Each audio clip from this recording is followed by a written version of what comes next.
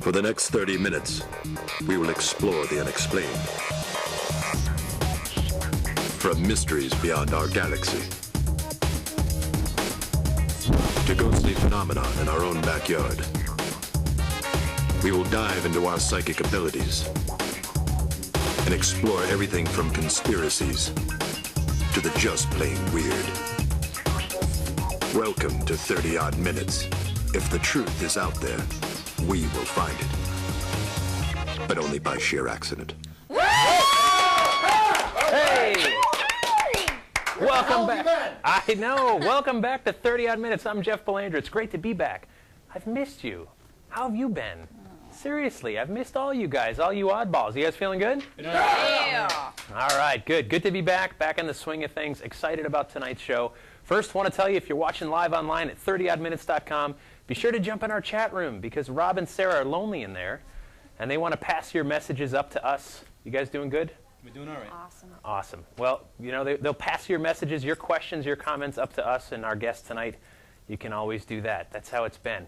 What a crazy month. We haven't been able to do a show in a few weeks because it was end of October, Halloween time, and had a lot going on. Number one, I was part of the Travel Channel show, Ghost Adventures Live. That was really cool. That was at the Trans Alley. Good job, Thank you. Jeff. Good job. Thank you. Thanks for watching. Actually, if you're a 30 Odd Minutes fan, there was lots of 30 Odd Minutes past guests. Dean Haglund was the host. Mark and Debbie Constantino were there.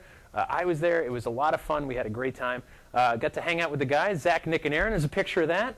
Check this out. What do you think? Maybe I could be like the fourth musketeer here or what? There they are. There we were right before the live show. All looking very pensive. No one smiles in pictures there with the Ghost Adventure crew. No smiling. It's very serious. So that was fun. And then actually just this past weekend was up in Colorado at the Stanley Hotel at Estes Park, part of the Beyond Reality events. That was a lot of fun, an amazing time. And what's really cool about this place is you go walking around in the morning and there's elk everywhere, or at night for that matter. And I was actually staying in the presidential cottage. Don't mean to brag, but that's how we roll, son. And one morning I ran out to get tea in the morning, and as I'm coming back, I couldn't get back in because of Exhibit A here. Check this out. Huh? You want to get hind-kicked by that? So you're trying to get in the door? So yeah, old Bessie there was not letting me back in. But it was a really cool time, an incredible event. Animals everywhere. We were in the middle of the Rocky Mountains. Animals. That's a great segue, isn't it? Because tonight's show is about animal spirits, animal ghost communication, all of that fun stuff. I'll tell you more in just a second. But I do want to get to an email we got this past week. Check this out. Hey guys, there's a girl here too. I recently stumbled upon your podcast via my trusty fruit-based multimedia phone. Way to skirt around getting rid of trademarked products. I'm based way over here in the UK. All right, United Kingdom. Welcome, England. Jolly old England. Yeah, good to have you here, England. Thought I would drop you an email and say hi. I'm currently working my way through your podcast at the rate of 1 to 2 per day, which is going to be tricky. Hopefully by the time I get to your latest episode, you might have read this on air and said hello. Hello. Keep up the great work. Regards, Chris Jones. Thank you, Chris Jones from the UK. What a guy. What a guy. Thank you, Chris. Thanks, Chris. Back to you. All right. Tonight's show about animal communication, spirit communication. I've been getting emails. I've been talking to people for years and years about this. I remember one story that really stuck out. This woman, I think she was in Tennessee. She had a cat named Fat Kitty. That was the name of her cat. And sadly, her beloved cat died one early December. Now, those of you who are cat lovers and have cats know that if you have cats and have Christmas trees, you often can't put decorations on the lowest parts of the tree because the cats will just knock them off and break them. And this was no different for this woman. But it was the first Christmas where she remembers decorating the Christmas tree and saying, oh man, we can put up the ornaments this year. So it's kind of a bittersweet moment. And she said the afternoon after putting them up, they were being knocked off by an invisible force.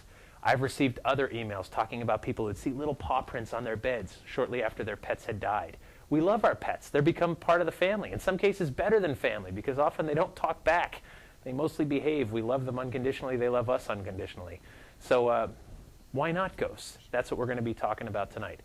Very excited. So our guest, perfect for it, Melissa Sehgal. She's an avid animal activist. She's traveled around the country and spoke on the subject of animal rights. Since childhood, she's also been experienced many unexplained paranormal occurrences.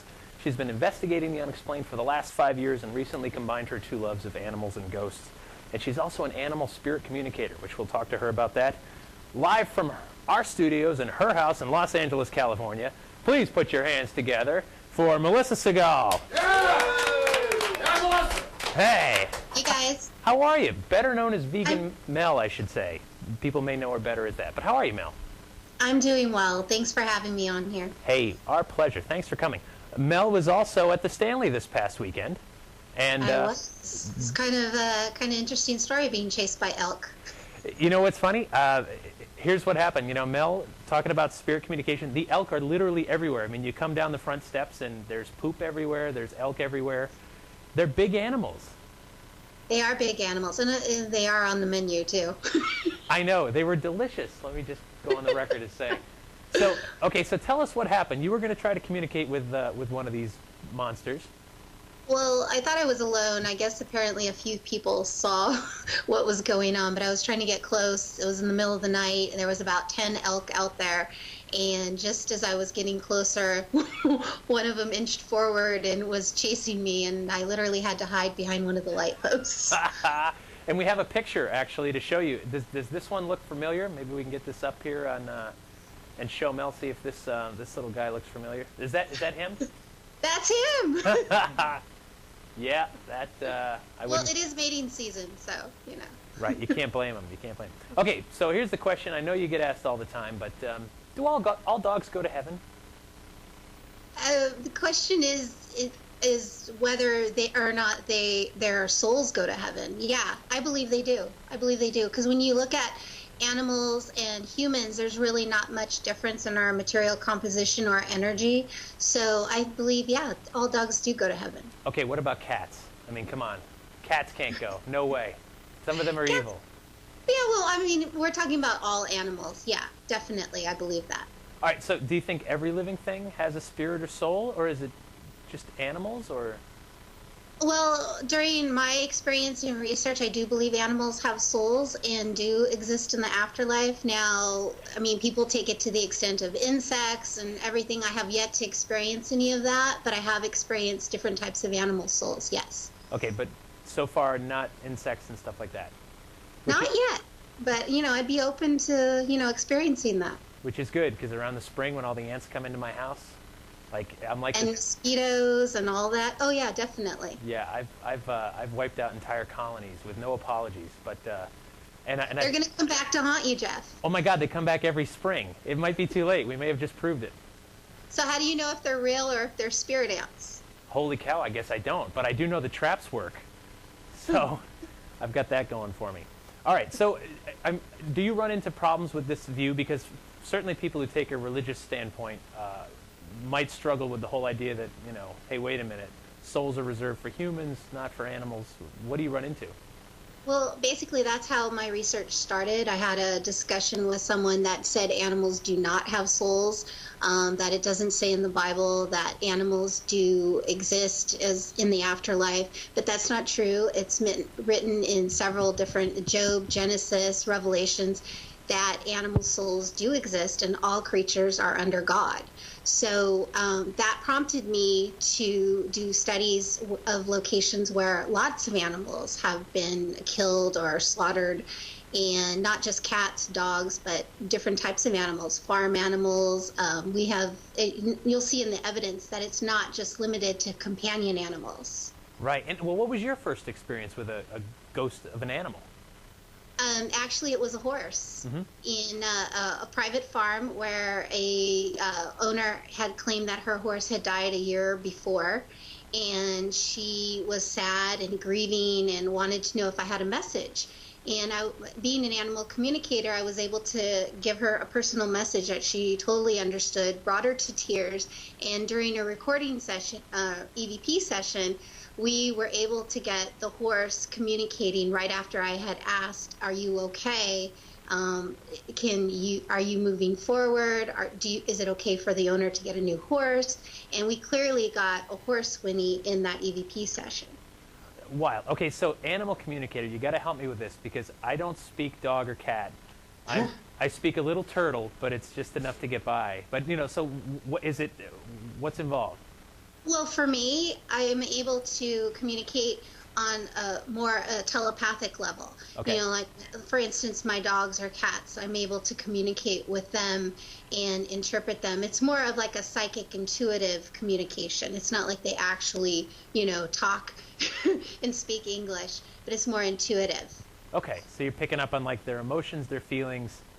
Their emotions, feelings, any type of illness, or, you know, as for animal spirits, it's more how they died, what the situation is, and if it's a private residence, a message for the owner. Excellent. All right, very good. Actually, Melissa, hold on. We have a question in the chat room. Sarah, what are they asking? We do. This one was actually sent in earlier by Ms. Paulina Cassidy. Aww. She has a question for you now. So she wondered, because obviously you love animals a lot, and she wonders if you ever have animal spirits that actually return several times over to see you because they feel attached to you or close to you in some way. Did you hear that? I heard something about, I couldn't hear Okay. the whole entire question. I'll repeat it, no problem. So the question is, because you're communicating with a lot of animals, does some of them kind of hang around you? Do they feel attached? Their spirits feel attached after the fact? Yes, definitely. I've worked with other psychics and mediums that have seen dogs, cats, and horses, and definitely, like as in when we were at the Stanley at the pet cemetery, there was so many animals there that came down and literally walked down the hill to communicate with me. I mean, it doesn't even have to be dogs or cats. It could be bears, tigers. You know, at the Stanley, it was bears and deer that were communicating. So yeah, definitely, I kind of have a group of animals that follow me around. Huh. And that's not to include the barflies, of course, at these events. Now. I know, no. But the Rocky Mountains, I mean, what an incredible place, first of all, full of wildlife. Beautiful. I saw, what do they call those black squirrels? They looked purely evil. Someone said they were like devil squirrels or something. Did you see those? I did not encounter that. I saw one, and Adam Bly was with me as my witness. Another past 30-odd minutes guest. This was a great event this past weekend. Okay, so you're communicating with animals, and so living animals too, I assume, correct? Living animals, yes. I've done many readings for friends, neighbors that have had different medical conditions with their animals and been able to, I'm not going to say diagnose, but help lead them in the right direction for help. Right. Okay. And now that elk that charged you, what did it have to say to you? I think it was attracted to me. Hey now. Oh, man. That's a whole other kind of show, isn't it? Yeah, well, it was mating season. I wasn't being aggressive, and I was able to communicate that I wasn't the one eating on the menu. So I can't find another reason why it would charge. All right, awesome. Melissa, hang with us for just a minute. We're actually going to cut to a live field report. This was done at the Mass Monster Mash, actually back in time. So this is an incredible live field report. We're going to go back in time live to the Mass Monster Mash. Check this out.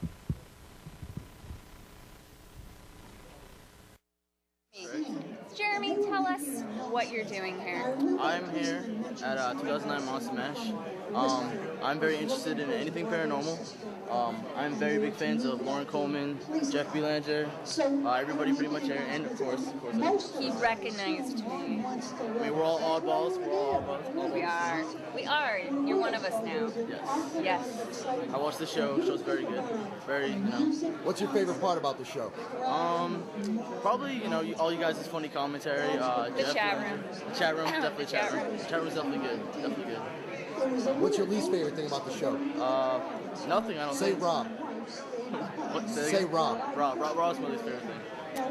What do you do about that, Sarah?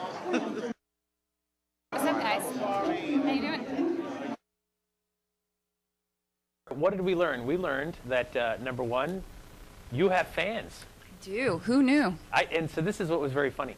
So we're sitting there at the Mass Monster Mash, and at one point I was speaking up front, and Sarah was sitting at my table on the side, and someone was taking pictures of her, which, without asking or anything. I'm like, that's cool. It might even be more than a fan. It could be a stalker. Stalkerazzi. How yeah, awesome would I've that made be? it. You've made it. At least in Massachusetts, You've right? totally made it. So that's what was great about the Mass Monster Mash. We learned that we have fans of the show, people watching. That was really neat. Matt was there. Andrew was there.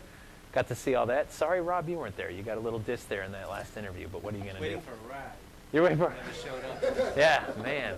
Too bad you don't live closer. I totally would have picked you up. But that's how it goes on that. But yeah, so it was a great event, and we had a lot of fun. Lauren Coleman was there. We talked to a lot of great speakers, and it was really interesting. So, but Sarah, you think this kind of roving reporter kind of thing might be up your alley? I think it suits me well. All right. Yeah. I know you got back here this fast. Do you think you could go back again, maybe talk to someone younger this time? I think I could do it. Matt, my DeLorean. Ready? Ready. All right, let's try it. On it. Let's go. Someone else, probably our youngest, but super fan. He just doesn't know it yet. What's your name? Ben. Ben. All right, Ben. So tell me, what are you doing here? Watching the shows and listening to the guys. Yeah. What do you like so far? What's your favorite? Anything stand out? The food, thing that they had before. The kid knows. You know who's up next? I don't know. Do you know? Yeah, we got Jeff. Yeah. Oh yeah. Oh yeah. You came up to our table earlier because you had read what book? Weird New England. Weird New England. You were asking about the Weird Massachusetts book, right? Yeah. So you're a big fan of this stuff. You're actually gonna go out and do some of this stuff one day? Maybe. Maybe. I also want to be a paleontologist. Cool. Anything else before we're done? I've seen Lauren Coleman a number of times on Monster Quest. Dude, he's gonna love that. We're so telling him that. I already You just made his day. Have you told him that? Yeah. You already told him that? What did he say? He probably lit up like a Christmas tree, didn't he? He sort of said, yeah, nodded, talked sort of about it, asked me what my favorite episode was. Yeah. Yeah. He's your go-to guy, man. You're kind of like the next Lauren Coleman. I can see it. I can see it already. Nice. Thank you. Poor Lauren Coleman. Great interview, though. Thank you, Sarah. Thank you very much. Thanks for that live report, back in time and back here already. Great stuff. All right. So Mel, back to animal ghosts. Being a paranormal investigator as well, how can you tell the difference between the ghost of an animal and the ghost of a person? Well, to me, they look as if they're real. Like if there's a horse there or a human spirit, you can differentiate. And it looks as if, like if I'm talking to you right now, it's very clear and very vivid. Even through Skype? Even through Skype. That's awesome. So you actually see these things. It's a clairvoyant kind of thing. Yes, I can see them. I'm able to communicate with both human and animal spirits, yes. Have you seen Matt Moniz when he hasn't shaved? Because I don't know if you could tell, human or something else. He's kind of got that Sasquatch look about him. He does. Yeah. So My feet ain't the only thing that's big. Oh, hey now, wait a minute. His hair is That's big a too. good show. That's right. Good goodness. This is a family show, that's for sure. All right, so in ghost research, we talk about residual hauntings, the idea that it's an imprint left on a location, not there, not intelligent or interactive, but was there at one point in time. Do you encounter the same thing with animals? Absolutely. There's been different accounts where there's been deer or bear crossing a road, and it's usually, some high traffic area where there's roadkill. Definitely residual. There's been different locations that I've been to, and we've gotten like partial horse images on photographs that we didn't even know were there, weren't trying to communicate with us. So it's definitely, whether it be for tragic death or prolonged exposure to the environment. I'm not sure what the whole residual meaning is to the haunting, but definitely there are residual and intelligent animal hauntings. Interesting. All right. Actually, we have another question for you from the chat room. Rob, what's going on? This is a question from Yang Quan Li of Chinese descent. Wow. Okay. Have you ever heard of a Huang Shu Lang, which is translated into English, a yellow rat weasel? They are known to steal and replace people's souls in China. Yellow rat weasel from Chinese lore, I guess. Have you heard of that? I've heard of a lot of humans doing that, but I've never heard of an animal doing that. I have yet to experience that. Rob, what was that called again? It's a Huang Shu Lang. A Huang Shu Lang. I actually think I had one of those as a pet, as a kid, but it got away. I think I ran over it. Rob might have run over it. That was too bad. I might be able to help you with that spirit. All right, and then Matt cooked it, which was it was a great party, good times. That doesn't surprise me. Right. So, what kind of Do animals have any kind of warning message for us for the future, anything like that, or is it just they're still around? It's more that they're still around, either trying to communicate with their owner or a message during.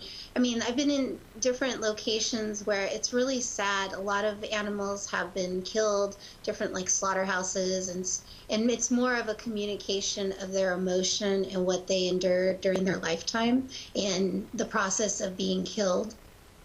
Right, right, understood. Okay, so now as an investigator, you actually capture a lot of evidence. Photographic, audio recordings. You sent us some, so we want to talk about some of that right now. If we could get this ready in the back.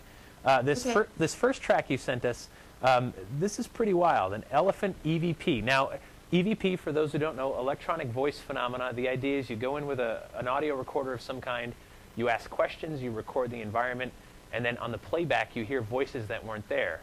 In this show, we've played people who have had plenty of human voices, where they believe them to be ghosts or whatever. Mel has sent us some animal noises. It's pretty wild, some of these. This first one, can you just tell us where you were with this elephant track? We were at a location, and it was my friend and fellow investigator Andy Kopic and I alone, standing in what had been an old elephant habitat at an abandoned zoo location. Mind you, we were the only two out there. We did not hear it at the time. We didn't, as you can tell, we don't react to it. And it's clearly loud, as if it was standing right next to us. Crazy. All right, can we play this, Andy? It'd be great if we could hear the elephants that once were here. Did you hear it? Can we play that one more time? Right after, it's actually right in the middle of It'd be great if we could hear the elephants that once were here. It sounded like the burst of an elephant. I mean, it's pretty clear to me. I hope that comes through on the playback. All right, it's pretty clear that it is an elephant and not any other type of animal. And I was just hoping to capture something, so I said it'd be great if we could hear them. And little did I know, and upon the review, that we did capture that. Yeah, that's an amazing track to me. Now, okay, the second one, this one I think hits closer to home, especially people who, I think most people, even if you're not PETA, which of course stands for People Eating Tasty Animals. Now. No, it doesn't stand for that at all. No, but even people who might not be gung-ho for animal rights, I think can agree. Animal testing, most of us are not on board with that. This next one, this is it's titled Something Wrong. Can you tell us about this one? Yeah, this was EVP that Andy caught in a laboratory that tested on chimpanzees.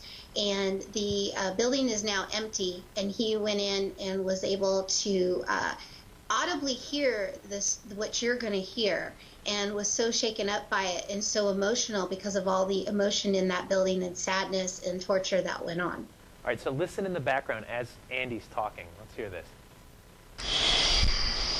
No, there's just something wrong here.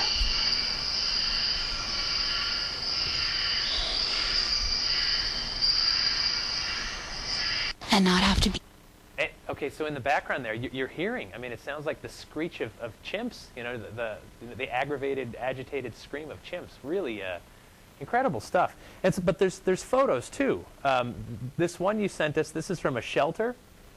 Yeah, this was actually taken. I had gone into the shelter, which had been abandoned and still standing, and actually was only in there for a good 30 minutes because I wasn't supposed to be in there at that time. And midday, just snapped a few photos of what I felt to be a lot of dogs still there, and didn't actually see them at the time, but when I reviewed the photos, there's clearly several dogs in the photo. All right, can you bring that up, Andy?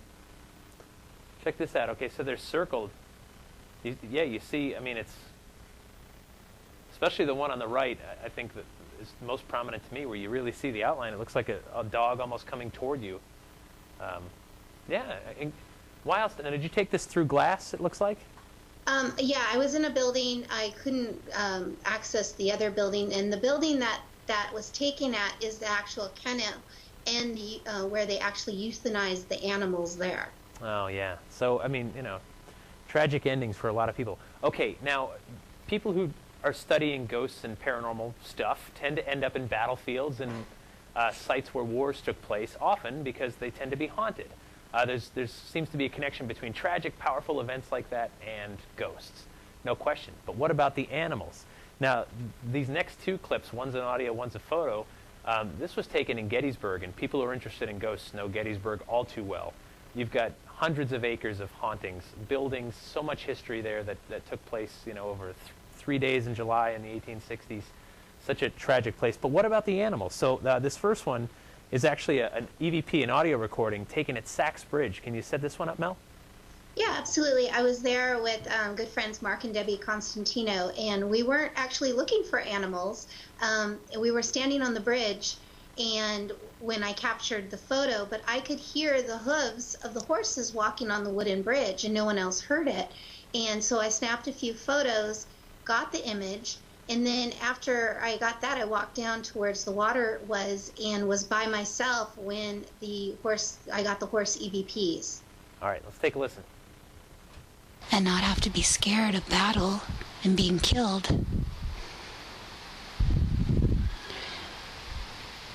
Did you hear it right? Let's play one more time, right after she says being killed. Listen in the background. And not have to be scared of battle and being killed. You hear the neigh of a horse right in the background there? Incredible. Now this photo, was this taken the same night? This was taken probably 10 minutes before that EVP session. Holy cow. All right, take a look at this photo. This is inside Sachs Bridge. Maybe looking at the apparition of a horse? Take a look. Almost see you kind of like the outline? Interesting stuff. Really compelling. And of course, I mean, as a guy that's interested in ghosts, we know there's been many, many stories, accounts, and evidence that have come from Sachs Bridge. We actually have another question from the chat room. What's going on, Sarah? We do. Catherine wants to know, Melissa, what you think about reincarnation from animal to human and back again. Reincarnation from animal to human and back again. If you're bad, you're good. Which way do you go? Well, my personal opinion, I do believe in reincarnation. I do believe you can come back as an animal, or animals, we can start from animals. I don't necessarily believe that it's a lower level. But that's my personal belief on, you could throw in speciesism or, higher, lower level, or human supremacy, all those issues. But I definitely think that we can come back as animals, yes. If you could come back as an animal, what would it be? An orca, killer whale. A killer whale? What? They eat other animals, right? I do know that, but they're beautiful, they're very intriguing and dangerous. All right, good stuff. All right, Matt, actually, I think you're going to have to get ready for us because Matt has a comment to make. Melissa, we only have a couple minutes left. It's been a lot of fun. Tell us what you're working on for the Sci-Fi Channel with the Booth Brothers.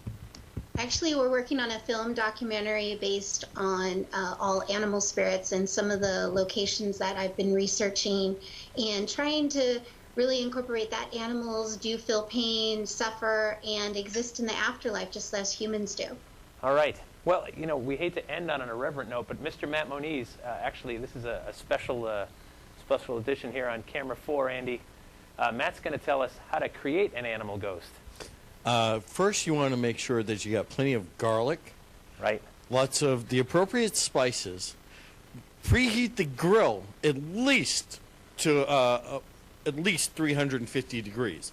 Now, slow roasting is best, my opinion. Well done, sir. What an irreverent son of a gun, huh? But that's kind of how we roll. I think I need to investigate Matt's house next. Oh my goodness! You'd be so overwhelmed. You'd need a lot of rest, a lot of whatever centers you. You would need all of that, because that's definitely how it is at Matt's house. Melissa, this has been awesome. Thanks so much for talking to us. I think people can relate to this because we've had pets. We love our pets. Definitely. I mean, there's such that strong bond and emotional and spiritual connection with our cats, dogs, iguanas, whatever animal that you have as a companion. And I definitely would love to have any comments or stories sent to me because I'm always interested in news stories. Excellent stuff. And we'll have your website up on ours. Thank you so much, Melissa. Until next time, stay odd. Yeah.